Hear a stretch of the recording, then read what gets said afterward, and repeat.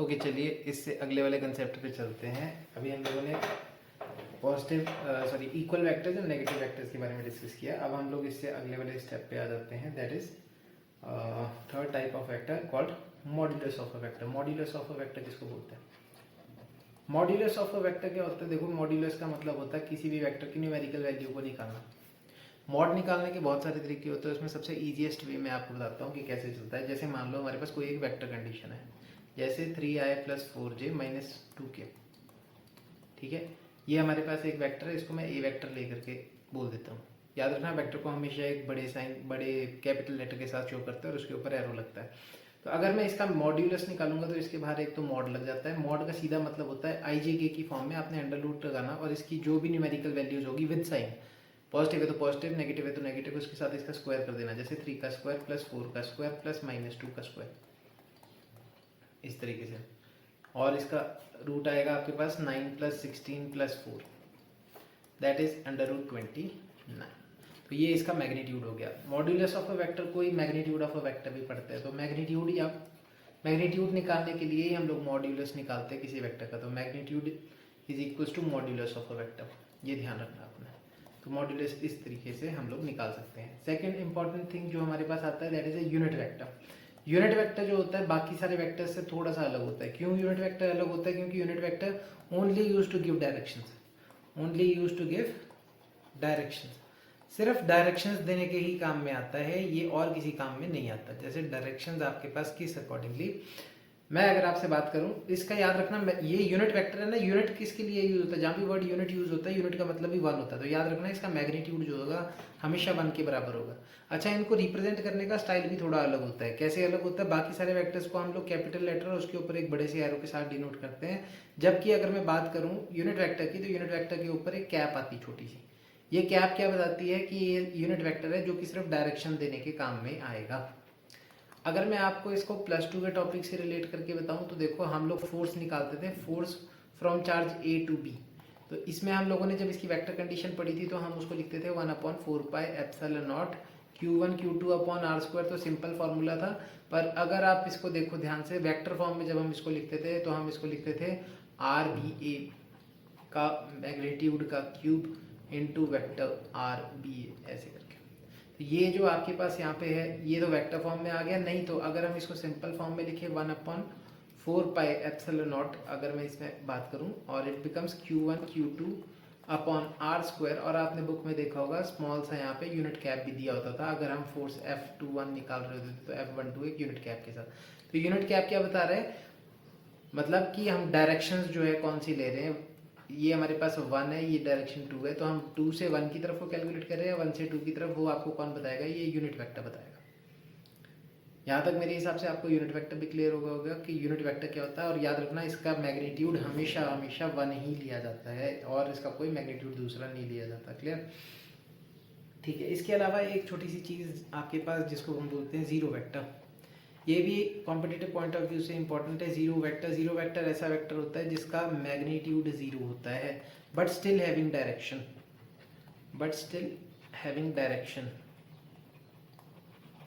अब इससे मतलब क्या समझे हम लोग? जैसे कि देखिए, हम बोलते हैं कि राहुल है, राहुल ने यहाँ से चलना स्टार्ट किया इस पॉइंट से। पहले वो 10 किलोमीटर ऊपर की तरफ हो गया, राइट साइड को भी 10 किलोमीटर गया, उसके बाद लेफ्ट टर्न, राइट साइड को टर्न किया उसने, फिर अगेन 10 किलोमीटर गया, और उसके बाद अगेन टर्न किया उसने राइट साइड को और अगेन 10 किलोमीटर गया। अब ऐसी सिचुएशन में वो जहाँ पे था, जो इसका इनिशियल पॉइंट था, वही उसका फाइनल पॉइंट भी है। तो हम लोग बोल सकते हैं कि उसकी डिस्प्लेसमेंट जो है वो कितनी होगी? 0, क्योंकि डिस्प्लेसमेंट हमेशा इनिशियल और फाइनल पॉइंट्स के ऊपर ही डिपेंड करती है। तो क्योंकि इसका इनिशियल और फाइनल पॉइंट बराबर है, तो हमारे पास इसकी डिस्प्लेसमेंट कितनी हो गई? 0 हो गई राहुल की। बट आप देखोगे कि इनिशियली जो राहुल था वो नॉर्थ की तरफ को फेस करके खड़ा था, पर जब फाइनली पहुंचा तो अब उसकी डायरेक्शन जो है टूवर्ड्स द वेस्ट है। तो देखो, आप डायरेक्शंस में फर्क आ गया, हालांकि डिस्प्लेसमेंट 0 है। तो ये क्या है? एक तरीके का जीरो वेक्टर, मतलब कि उसकी न्यूमेरिकल वैल्यू 0 होगी but still having a direction. इस तरीके से हम देखते हैं कि हमारे पास जीरो वेक्टर भी एक कंडीशन रहती है। यहाँ तक मेरे हिसाब से आपको क्लियर हो गया होगा। चलिए आगे चलते हैं। अब जो मेन पॉइंट्स आते हैं जो आपको वेक्टर्स में पता होने चाहिए, वो है 3 लॉज ऑफ वेक्टर एडिशन। आज जो हम लोगों ने देखना है 3 लॉज ऑफ वेक्टर एडिशन। यहाँ से पक्का ही पक्का एक क्वेश्चन होता है, तो 3 लॉज ऑफ वेक्टर एडिशन पे हम लोगों को ध्यान देना है। ठीक है, 3 लॉज ऑफ वेक्टर एडिशन किस तरीके से काम करते हैं। सबसे पहले आ जाता है जी फर्स्ट लॉ। फर्स्ट लॉ क्या बोलता है, इसकी टेक्निकलिटी समझना आप। ठीक है, फर्स्ट हमारे पास बोलता है, फर्स्ट लॉ होता है हमारे पास triangular law of vector addition. Triangular law of vector addition, triangular law क्या बोलता है हमारे पास कि if two vectors behaving as the two sides of a triangle, जैसे ए वेक्टर है और बी वेक्टर है, ठीक है, ये हमारे पास कोई दो वेक्टर है जो कि to sides of the triangle की तरह बिहेव कर रहे हैं, तो resultant will be the third vector and the closing side of the triangle taken in opposite direction. ये ध्यान रखना कि जो आपके पास रिजल्टेंट है ना, उसकी डायरेक्शन हमेशा बाकी दो वेक्टर्स के कैसे होनी चाहिए, ऑपोजिट होनी चाहिए। रिजल्टेंट की हमेशा डायरेक्शन बाकी दोनों वेक्टर्स के ऑपोजिट होनी चाहिए। अब मैं समझाता हूँ ये ऑपोजिट किस तरीके से। जैसे कि आप देख रहे हो ए और बी दोनों एक ही डायरेक्शन में है, कैसे दोनों के दोनों एंटी क्लॉकवाइज चल रहे हैं, तो जो रिजल्टेंट इन दोनों का बनेगा वो कैसा होना चाहिए, क्लॉकवाइज डायरेक्शन में। देखो वो इन दोनों की डायरेक्शन से एंटी डायरेक्शन, रिजल्टेंट बाकी दो वेक्टर्स के सम के बराबर होता है। याद रखना कि आपके पास वेक्टर्स को उठा के किधर को भी बनाया जा सकता है, इसलिए रिक्रिएशनल होते हैं वेक्टर्स। अब क्या मतलब हुआ रिक्रिएशनल होने का, वो भी समझिए। जैसे हमारे पास कोई वेक्टर है, एक ऐसे बन रहा है एक ऐसे बन रहा है, तो मैं इसको उठा के एक को ऐसे और एक को ऐसे सिमेट्रिकल खुद से बना सकता हूँ। क्लियर है, पर एक ही पॉइंट से नहीं इनको भी बनाना, ये ध्यान रखना होता है। तो यहाँ पे भी देखिए, अगर ये मेरा ए वेक्टर है और ये मेरा बी वेक्टर है और they are behaving as the two sides of the triangle, resultant will be the closing side of the triangle taken in opposite direction हमेशा। तो ये हमारे पास रिजल्टेंट बन जाएगा और ये बाकी दो वेक्टर्स के सम के बराबर होगा। ये triangular law of vector addition है। वेयर एज अगर मैं सेकेंडली पैरेललोग्राम लॉ की बात करूं कि what is parallelogram law of vector addition, तो पैरेललोग्राम लॉ हमारे पास क्या बोलता है कि जब भी आपके पास कोई दो वेक्टर्स है ना, they are behaving as two adjacent sides of the parallelogram. अब इसमें आपने याद रखना कि इसमें आपकी जो दो साइड्स थी वो सिंपल थी। पैरेललोग्राम में हमेशा कौन सी साइड्स लगती है, एडजेसेंट साइड्स लगती है। एडजेसेंट साइड्स कौन सी होती है वो भी देख लो कि इनका पॉइंट ऑफ ओरिजिन सेम होना चाहिए।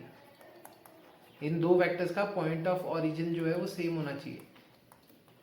जबकि हमने क्या देखा कि ट्रायंगुलर लॉ में ए वेक्टर कहीं से भी आया हो सकता है, बी वेक्टर कहीं से भी आया हो सकता है और दोनों एक ही साथ लाइन किए होने चाहिए, तो वो to sides of the triangle की तरह कंसीडर किए जाएंगे। पर अगर आप बात करें पैरेललोग्राम लॉ की, तो उसमें आपके पास एक ही पॉइंट से दोनों ऑरिजिनेट हुए होने चाहिए। जैसे ए पॉइंट, अगर ए वेक्टर यहाँ से ऑरिजिनेट हुआ तो बी भी उसी सेम पॉइंट से ऑरिजिनेट होना चाहिए। तो ये जो दो साइड्स है, these are the two adjacent sides of the parallelogram and इनका जो रिजल्टेंट होगा विल बी द डायगोनल। इसका जो रिजल्टेंट होता है, रिजल्टेंट हमेशा कैसा होता है, इसका डायगोनल होता है, डायगोनल ऑफ पैरेललोग्राम। तो ये इसको हम रिजल्टेंट बोलेंगे और ये भी बाकी दो वेक्टर्स के सम के बराबर होगा।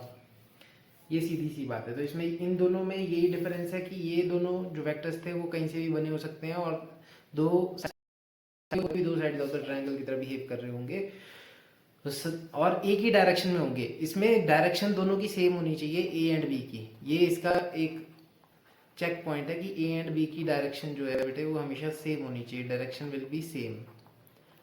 वेयर एज इनमें डायरेक्शन सेम नहीं होनी चाहिए पैरेललोग्राम लॉ में, पर उनका पॉइंट ऑफ ओरिजिन जो है वो कैसा होना चाहिए, सेम होना चाहिए। और रिजल्टेंट हमेशा क्या होगा, डायगोनल ऑफ द पैरेललोग्राम।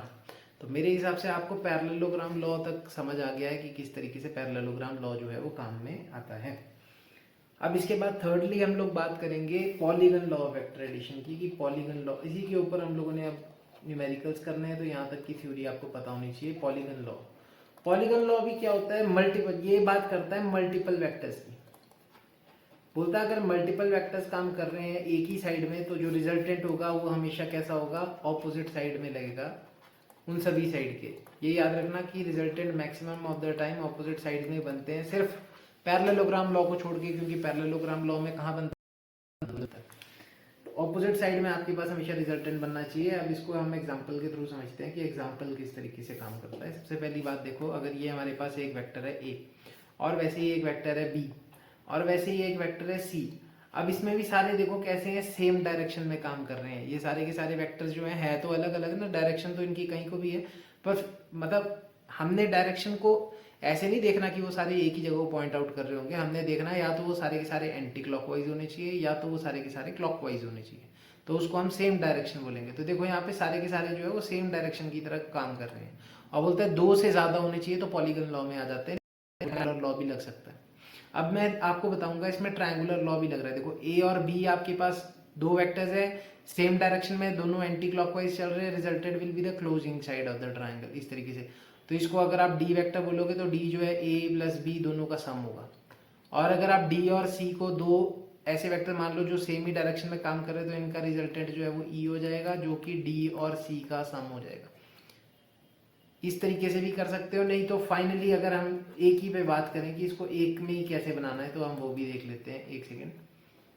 बोलता अगर ए बी है हमारे पास, ए बी सी 3 वेक्टर इस तरीके से, एंड डी एक और वेक्टर है जो कि अगेन सेम डायरेक्शन में काम कर रहा है, ई बी है एक और सेम डायरेक्शन में काम कर रहा है, तो रिजल्टेंट जो होगा बोलता है वो इसके ऑपोजिट डायरेक्शन में होगा। F will be the resultant and F will be the sum of all the vectors constituting this polygon. तो A plus B plus C plus D plus E, इन सब के सम के बराबर अकेला एफ होगा। और ये वेक्टर सम की बात हो रही है। जब मैं वेक्टर सम की बात करूं तो आपको पता है मोर ओवर वेक्टर्स जो है दिखने में आई जे के की फॉर्म में लिखे जाते हैं। आई जे के क्या होता है पहले उसको भी समझ लेते हैं थोड़ा सा। इस तरीके से आपको दिखेगा, अगर मेरे पास कोई 2 वेक्टर है ना, जैसे ये है और हमारे पास 4i माइनस के है, जे नहीं है तो हम उसको खुद से 0j लगा देंगे। अगर मैं बोल रहा हूँ a प्लस बी करना है, तो आपने हमेशा याद रखना है कि पेयरिंग हमें करनी है। i वालों को i वालों के साथ पेयर अप करना है, j वालों के साथ j वालों को j वालों के साथ प्लस माइनस करना है, k वालों को k वाले के साथ माइनस प्लस करना है। सबको सबके साथ प्लस माइनस नहीं करते। तो 4 प्लस 3 कितना हो जाएगा 7i, 0 प्लस 1 कितना हो जाएगा प्लस j, -2 -1 -3। ये आपके पास जो है ये रिजल्टेंट वेक्टर बन जाएगा इन दोनों का, क्योंकि रिजल्टेंट वेक्टर बाकी सारे वेक्टर्स के सम के बराबर होता है। यहाँ तक मेरे हिसाब से आपको क्लियर हो गया होगा कि आपके पास वेक्टर लॉज ऑफ एडिशन किस तरीके से काम करता है। अब हमने इसी के ऊपर कुछ